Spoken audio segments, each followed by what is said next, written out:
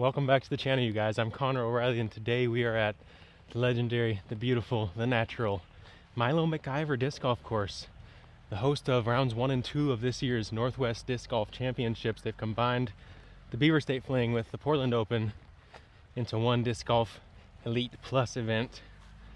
Definitely, I know all the competitors are going to miss not playing full events at both of these courses.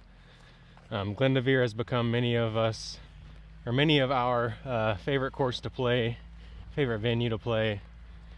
Milo's kind of a bridge to the past, I feel like, of what disc golf has come from, while still maintaining a good, solid track for today's modern pros. When I think of Milo, I think of players like Eagle McMahon mentioning that it's his favorite course, and how much I was like, man, I gotta get out there and try this place if Eagle likes it. You know, Eagle's the next best thing in disc golf, and he still is right there, finding his way back into being an elite competitor. And you know, he's never really left being in contention, but you know, as dominant as he is, I'm sure he's looking to get right back up there in the winner's circle, and I'm sure he will. But yeah, when I think of Milo, I just think of legendary course, legendary players, the Albatross from Philo. So many big moments out here at Milo McIver, and it's just a beautiful, peaceful place to be. So I hope you guys enjoy this round as much as I'm going to enjoy filming it. Hole 1 of this year's Northwest Disc Golf Championships is going to find us out at Milo McIver. That's right, hole 1 for the tournament, as well as hole 1 for one of the two courses that we're going to be playing. We're going to be playing here at Milo McIver, as well as out at Glendevere, the site of Portland Open usually. Definitely miss not getting full tournaments at each of these beautiful places to play, especially Glendevere, but Milo McIver, one of those courses that many of us know so much about. Many of us want to come out here and make the pilgrimage to play, and for great reason. It's beautiful, natural challenges are just something that you don't see in too many other places in disc golf, at least done as well as this. Hole 1 straight ahead. It's going to be behind the trees tucked around the corner there to the MPL location, 455 feet. I really like it as a starting hole because it's a pretty generous sized gap, but still has a high level of difficulty to get yourself all the way there for the birdie. So it's a good starting hole to kind of get those nerves out. If you are feeling a little bit nervy, it's not like a doorway gap that you got to hit and now you're going to take a double bogey. You know, usually you get some kind of drive out there. Take your par at worst. If you throw a good though, it's a good way to build momentum if you can give yourself a circle 1 look for that birdie.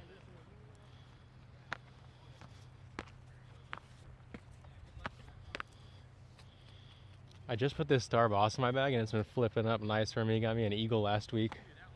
I think hole 9 at the blue course at Kayak. Parked it. Let's see if we can match it here. A little hyzer flip.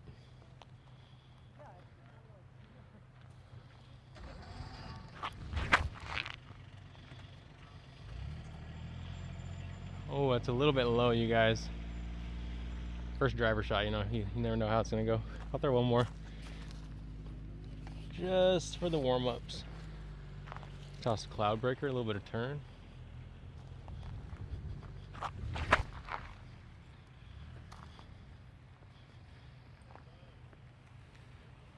That one was closer. If I would have hit that kind of speed on the Boss, maybe. Pretty common landing zone right here on the left side, straight through this massive fir tree, pine tree, whatever it is. They've cleared up the understory as much as it's ever been, so you really just got to get in there, hit the power on this shot. I'm going to spike hyzer putt because that's all I got. Yeah, par's fine on 1. Like I said, it's a great momentum builder if you can execute your drive.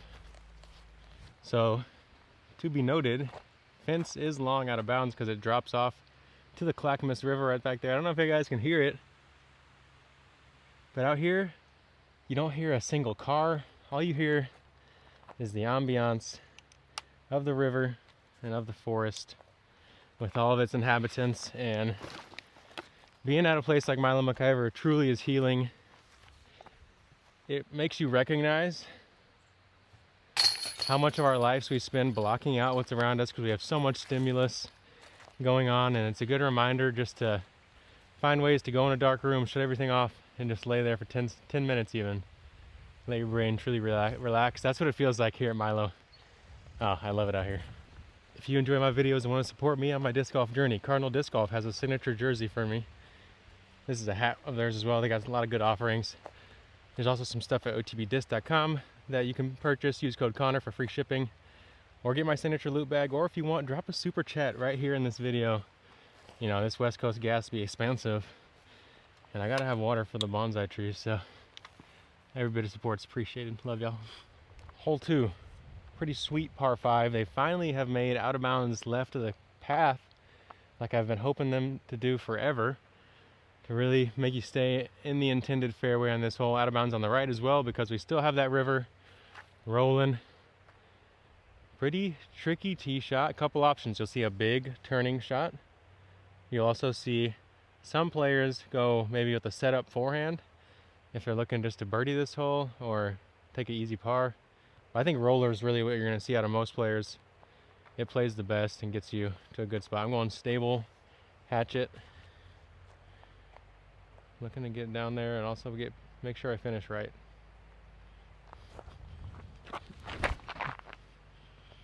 That feels really good. I'm going to get a little bit of distance, but with the hatchet I know that it's going to fall on its face. I should be kind of by the FPO pad over there, which is, it's about your goal.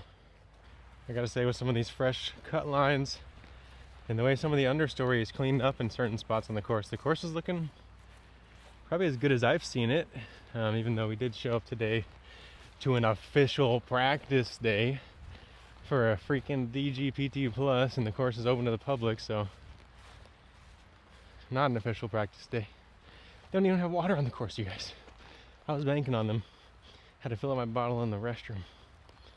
Slightly disgusting, but sometimes you gotta do what you gotta do to survive. Hopefully it's clean. We do have all this glacial melt around us, so I feel decent doing it here compared to other places. Maybe that's the illusion.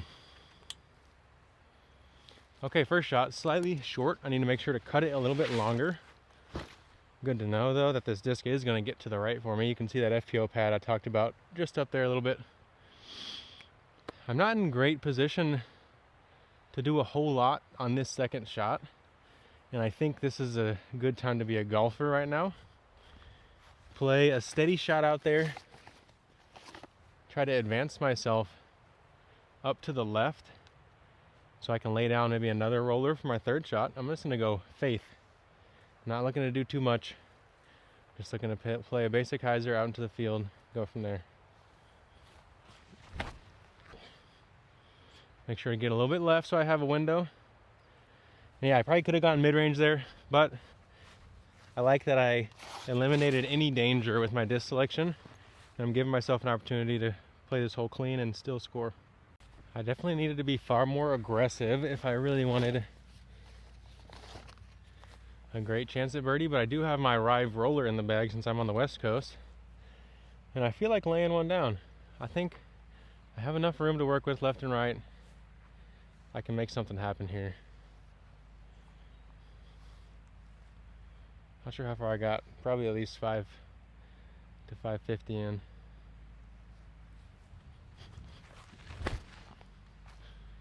I really like the angle. I think it has enough speed to stand up. If I can beat that bush though, that's an issue. Okay, curled up into that bush. Hopefully I can scramble out with a forehand and just get up and down for par, but definitely gonna need to go longer with my roller and try to play more aggressive on the second shot and push it closer to the big tree up here or beyond. Yeah, if you can push it near this tree, which I definitely could have went for off the second shot. I didn't really remember how much room there really is between this bush and the tree. It's hard to tell when you're blind there, but then you have options. You can play a low skipping hyzer and still maybe score the birdie. Still can play a roller, or even the forehand if you get far enough. So need to push it towards the big tree on the second. Key for this hole. On the real day off, I didn't hit this bush. I feel like I would at least curled in front of that bush and maybe had a long jumper. I'm gonna set you guys up here. You can barely see that edge of the basket, or the left side of the basket. And I'm gonna have to get into this spiky bush and manufacture something. Wow, this is a pretty mean spot, not gonna lie to you guys. Wouldn't mind some more manicuring of a spot like this, or even make it some kind of a hazard, or like a OB spiky holly bush trap. Not going to be as simple as I had hoped, I have a feeling. So we're going to bring a couple discs in there. See if we can save par still.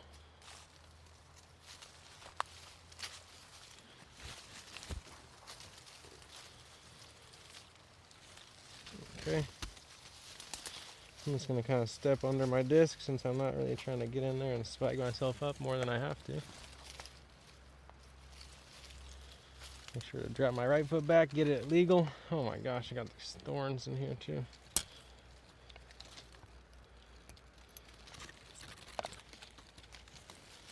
Spiky bush. I need a forehand roller to kind of just cut up to the basket. So I'm gonna go with the zone here.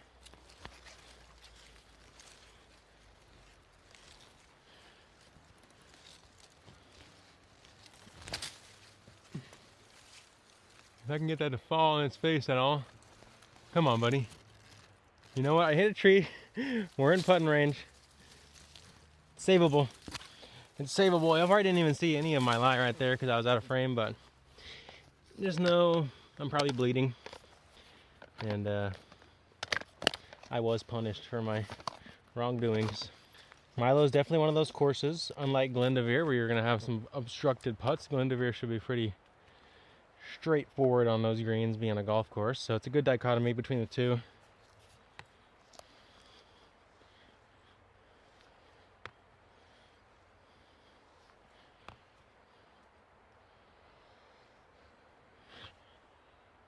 Woo, let's go. Big putt to save our par there. Get another one in for practice. Boom. Play with Isaac Robinson. Second round in the Go Throw Tour. Every time I play with Isaac, I feel like my putting gets better. I'm just like, just do what he does, right? Just make it. Now you guys can probably hear the mighty Clackamas back there. Get a little window peek at it. As we arrive at to the tee area of hole 3. One of my favorite shots on the course. And probably one of many of the other competitors.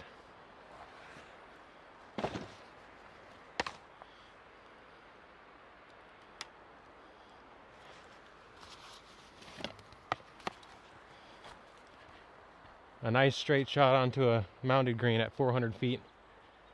Not too much ceiling restriction with those branches creeping in off the edges of the fairway. Can go mid-range for some of the MPO players, if you please. Or the fairway driver, which you'll probably see out of a few more players just to make sure to get the distance. I'm going Athena. A little bit of drag over to fight the fade.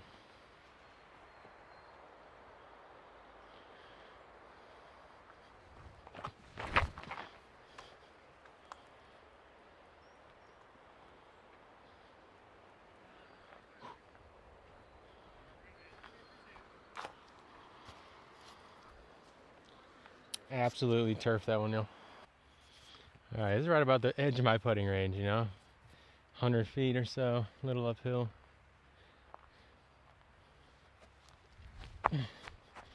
And so yeah, it ends up just being a good layup. Continue our par streak and march on.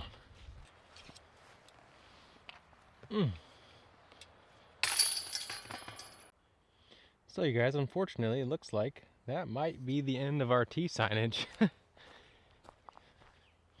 Definitely not an official practice day. Hole 4, par 4, plays out there straight ahead and then dog legs to the right. The corner before the dog leg maybe is 525 feet away or so. Not the longest par 4, but the out of bounds on the left, the low ceiling options off the tee. It can be a little bit tricky, as well as with the sharp corner to the basket. I've always preferred a roller on this hole, on this left side. Hit something that I can just jam flat and low, let it get to the ground, get out there, because the out of bounds kind of stays off to the left there. And if you have something you trust is going to finish eventually, roller plays great. So I'm going to go roller rive. Try to put this one kind of close.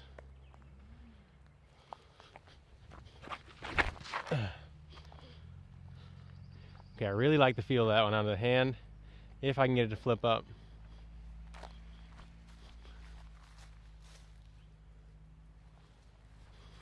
Okay, Man, you guys, I thought I liked the angle my Rive roller landed on, but I think it had a bit too much cut, so I need to throw that one harder or try to hatch it out.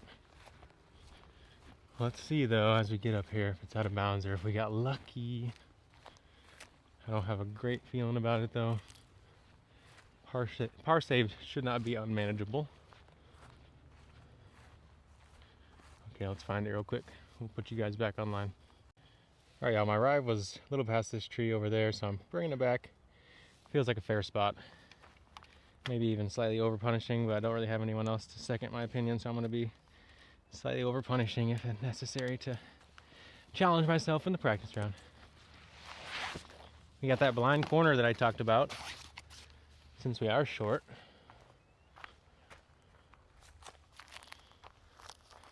I'm gonna take my full meter so I can actually take the stance that I need here.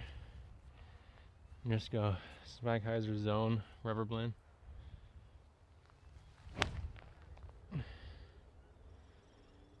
Okay, that felt solid. Should be C1.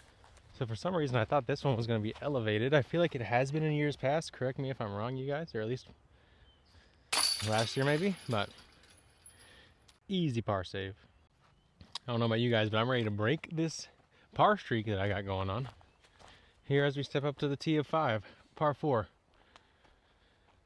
You got to play it out through this gap, fade it a little bit left past that last big tree trunk. Most players aiming for the right side of the trunk, but if they get past the left side, they're going to be pretty happy. From there, you play a shot across the road into the green. I've always liked this hole. I think it plays well.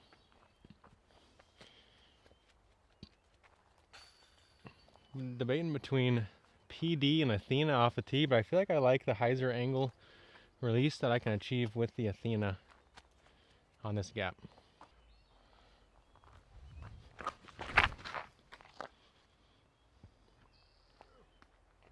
When you use code Connor at OTBDiscs.com, you'll get that lucky when you buy your disc. Gotta love it. You playing this weekend? Yes, sir. You know, I may or may not have split this gap right here, but I feel like that's some of my luck that I did not get during the final round out of that kayak blue coming back to me. So I'm gonna take it in heaps and bundles. I've got 288 feet in. Bit of a low ceiling there. I'm gonna go with the Envy. Just on a soft little hyzer.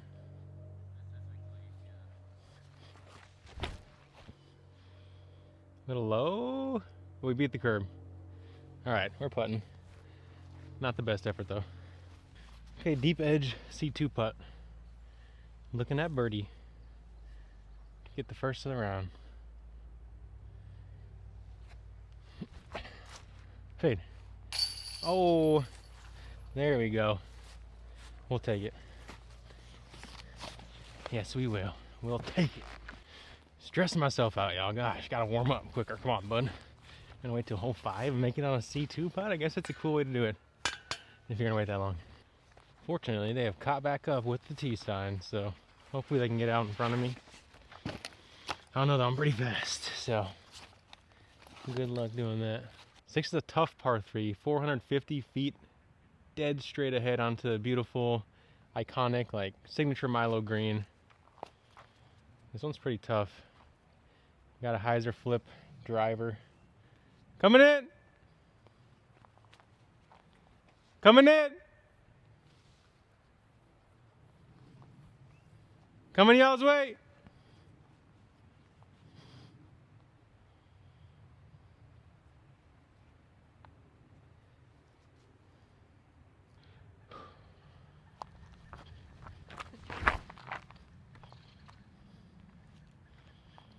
Go in the basket.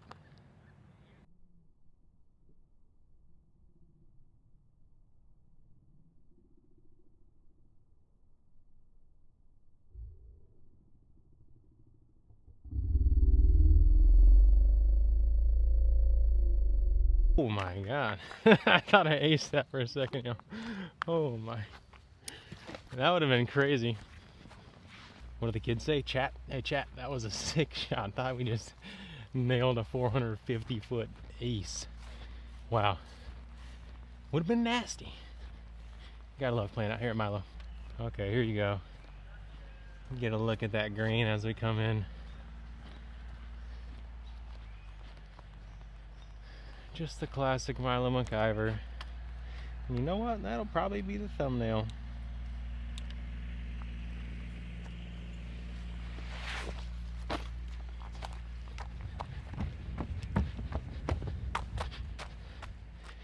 A little bit short here, but it had all the looks, you guys.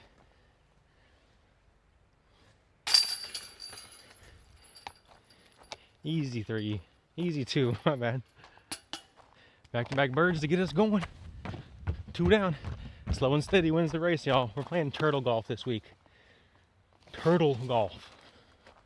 And just because we're moving slow and steady and patient doesn't mean we ain't going to be stopping to eat some leafage when we can. Turtle golf. I'm telling you guys. Hole 7, 420-foot par 3. You can see the basket straight ahead, but it plays pretty tricky. You can't obviously pure the straight shot. A lot of players try to go underneath the branches there. Because of that, you're probably going to want to throw something pretty stable here. I'm going to go with the Halo Boss. Oh, what? You don't want to be friends anymore? Are you joking? Are you joking?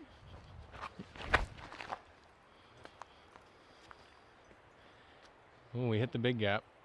See if we have a putt. You never know on this green. As you guys can see, a lot of ways to be obstructed on the green here on hole 7. Threw a pretty good drive. Had that slight left miss through the gap I was talking about, and I do have a relatively makeable circle 1 putt.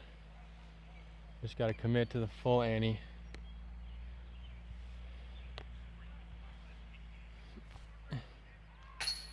Let's go. Pretty sick putt right there. We'll take it, y'all. Come on. We're on the birdie train. We ain't getting off. 3 down. Hole 8, better known as the Philo Albatross hole. They have it as a tough par 4 though now, so no longer really albatrossable. Eagleable, I guess, if you do the same thing he did though, because it is the same location. 850, massive pushing hyzer off the tee. Some kind of a flex after that. I'm going nuke. This one's pretty stable, but still gives me good distance. I picked a depth point out in the back to aim at. As we push that hyzer left, the further left you can tuck it, it kind of gives you a better angle at that second one in my opinion, but we'll see what we got. I was loving a course has some fresh mow lines. It gives it some texture to the eyes, so all the soft shapes of nature don't just blend together, and you know where you're supposed to be looking and playing your disc to. I had a feeling I might be slightly left. I'm about a step and a half into the out of bounds. It's going to slow up my feet a little bit, so that is the one big disadvantage, but not too much to be over here. Not really too much to deal with, I should say.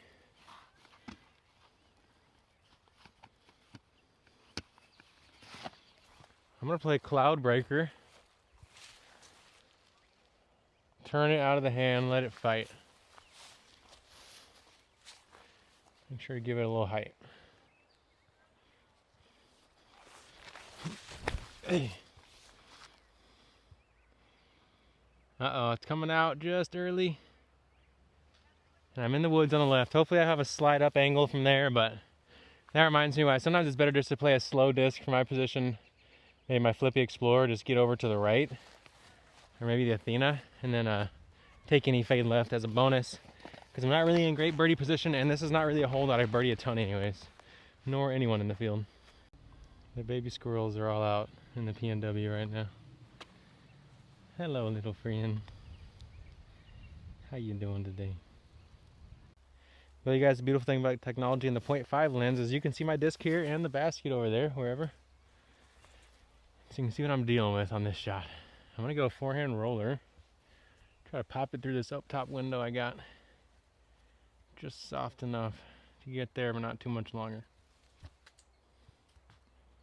Uh-oh, hit something. Oh my God, I hit the pole, you guys. I hit the pole. Hit something. How about freaking park it? Come on. Let's go, chat. We're here to play today. I mean, came out and hit the pole? How nasty is that? Par. I'm so glad we don't have to play some of both of the two courses they have out here at Milo and play holes like this. Such a crap hole compared to most of this property. I'm just gonna say it. I'm just gonna say it. The combined layout, by far the best tournament layout, not even close. And so if you have a property where you have two solid layouts, but you're getting feedback from your players and maybe they would like to see you combine it, you're somewhere like Kayak that has a lot of great, has a couple good holes on each course, you know, a lot of great property. Maybe just make the best course you can and go from there, fitting the beginner stuff in around it, because you will have an easy time doing that after you find your best holes first. Okay, we are here on the tee of hole 9, playing down with the Clackamas in the back, one of the most beloved par 3s out here, and this is gonna be the last hole of the front 9 here on my channel. The back 9 is gonna be over at OTB Discs YouTube channel. There's some amazing holes on the back 9, so make sure you head over to their channel to check it out, and don't forget to like and subscribe to their channel, as well as let me know what is your favorite hole over on that back 9. I'm going MD3 here, Iron Samurai. Could go fairway driver, but that brings the river long into play. Coming in! Coming at you!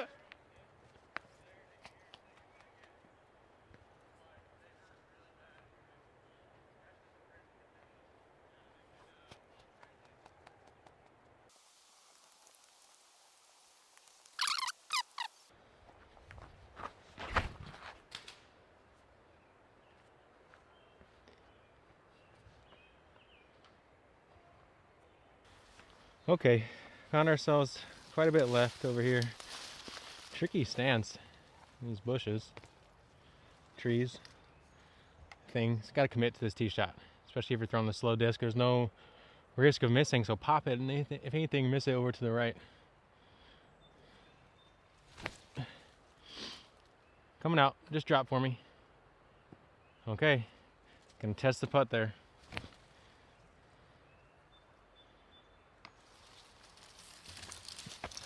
Let's see if we're locked. Ow! You gotta use your eyes before you go reaching into the bushes here. Too many thorns.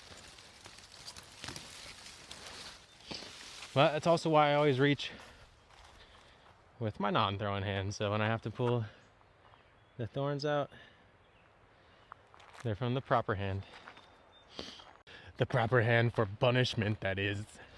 Beautiful visuals and ambiance on this green with the Clackamas flowing behind us, or behind the basket, I should say. Not behind us unless we go long of the basket, which we did not do here.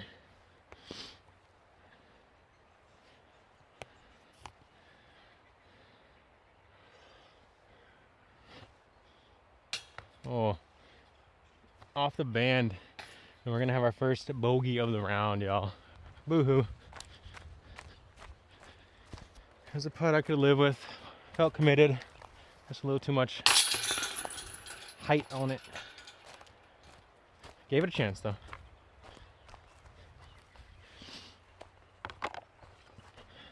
Well, you guys, apparently I was so locked into the round yesterday that I forgot to do an outro for the front 9. So thanks for watching.